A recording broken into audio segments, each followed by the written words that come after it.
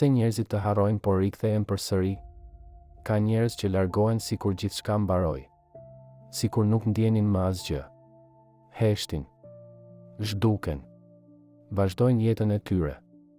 Dhe ti fillon të mendosh, ndoshta më harroj. Por pastaj papritur rikthehen. Një mesazh natën, një reagim pas muajsh, një sije, një kujtim i papritur. Dhe ti mbetesh duke pyetur veten, nëse më harroj pse u kthye? Dhe ndoshta kjo është një nga gjërat më konfuze në marrëdhëniet njerëzore.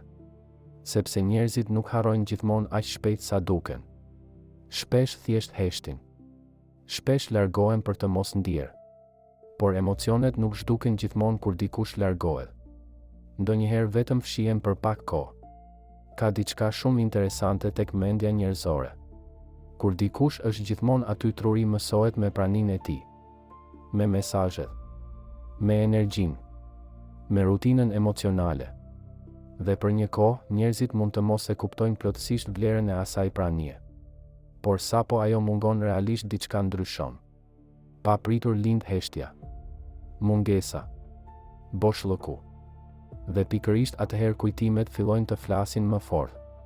Psikologjia moderne e quan këtë emotional memory, kujtesa emocionale. Sepse truri nuk mban mend vetëm njerëzit, mban mend mënyrën si ndihesh pranë tyre. Carl Jung besonte se emocionet e forta lën gjurmë shumë të thella në mendje. Prandaj ndonjëherë njerëzit largohen fizikisht, por emocionalisht nuk shkëputen plotësisht. Mjafton një këngë, një natë e vetmuar, një parfum, një vend, një kujtim, dhe papritur dikush mendon përsëri për ty. Ka edhe një arsye tjetër pse njerëzit rikthehen. Kur largohen, shpesh mendojnë se do ecin përpara shumë më lehtë. Mendojnë, do kaloj, do harroj. Nuk ishte aq e rëndësishme. Por me kalimin e kohës fillojnë të ndjejnë mungesën reale. Sepse mungesa krijon reflektim. Marcus Aurelius shkruante, njerëzit shpesh e kuptojnë vlerën e gjërave vetëm pasi humbasin kontaktin me to.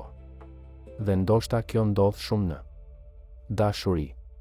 Sepse për sa kohë dikush është aty, mendja krijon siguri. Mendon se gjithçka do vazhdojë normalisht. Por sapo ai person largohet, truri fillon të krahasoj. Fillon të kujtoj. Fillon të ndjej boshllëkun që la pas. Dhe pikërisht atëherë disa njerëz rikthehen. Jo gjithmonë sepse janë ndryshuar plotësisht, por sepse tani po ndjejnë mungesën që më parë nuk e kuptonin. Ka njerëz që rikthehen sepse ndihen vetëm. Sepse në momentet e qeta kujtimet bëhen më të forta. Sidomos natën, kur gjithçka hesht, kur nuk ka shpërqendrime, kur mendja fillon të endet tek e kaluara. Prandaj shumë njerëz rikthehen pikërisht natën. Sepse nata zgjon emocionet që dita i shpërqendron.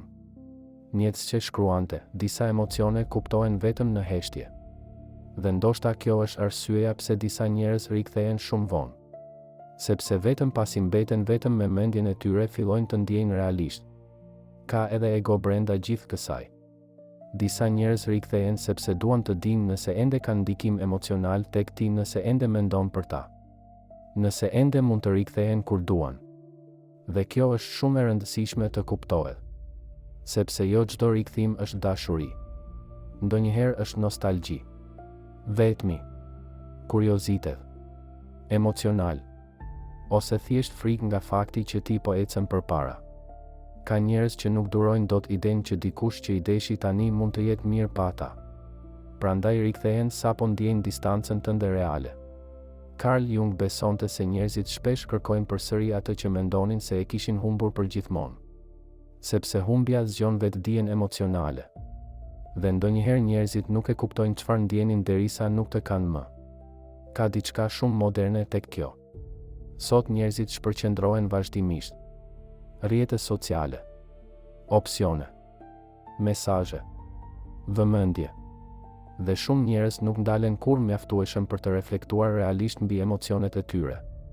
Vetëm kur qetësia vjen fillojnë të ndjejnë. Prandaj, ndonjëherë dikush zhduket për muaj dhe papritur rikthehet sikur asgjë nuk ka ndodhur. Sepse emocionet që i shtynte larg tani janë rikthyer në heshtje. Por ka diçka shumë të rëndësishme që duhet kuptuar. Fakti që dikush rikthehet nuk do të thotë automatikisht që është bërë personi i duhur për ty, kjo është shumë e rëndësishme. Sepse disa njerëz rikthehen vetëm sepse ndihen bosh, jo sepse janë gati për diçka reale. Prandaj duhet të shikosh, a ka ndryshim? A ka qartësi? A ka efort? A ka përgjegjësi emocionale?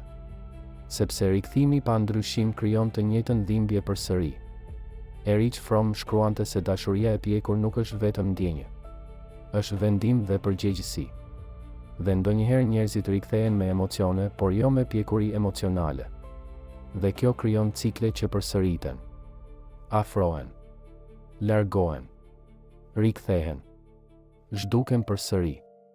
Dhe personi tjetër lodhet shpirtërisht, sepse jeton mes shpresës dhe paqartësisë, mes mungesës dhe rikthimit, mes kujtimeve dhe realitetit. Ka edhe njerëz që rikthehen sepse askush tjetër nuk i bëri të ndiheshin si ti, sepse lidhjet reale janë të rralla. Qetësia reale është e rrallë. Mirëkuptimi real është i rrallë. Dhe shpesh njerëzit e kuptojnë këtë shumë vonë, vetëm pasi provojnë mungesën tënde. Marcus Aurelius besonte se paqja vjen kur njeriu pranon atë që ka humbur dhe mëson prej saj. Por jo të gjithë arrijnë ta bëjnë këtë. Prandaj disa njerëz vazhdojnë të rikthehen tek e kaluara, sepse nuk kanë gjetur ende paqe brenda vetes. Por ndonjëherë rikthimi i dikujt nuk është shenjë që duhet të hapësh përsëri të njëjtën derë. Ndonjëherë është thjesht provë që prania jote kishte më shumë ndikim se sa mendove. Dhe kjo nuk do të thotë që duhet të kthehesh gjithmonë aty ku je lënduar. Sepse shërimi nuk është të bësh dikë të rikthehet. Shërimi është të mos humbasësh më veten duke pritur rikthimin e tyre. Dhe ndoshta kjo është arsyeja pse disa njerëz të harrojnë për një kohë, por rikthehen përsëri.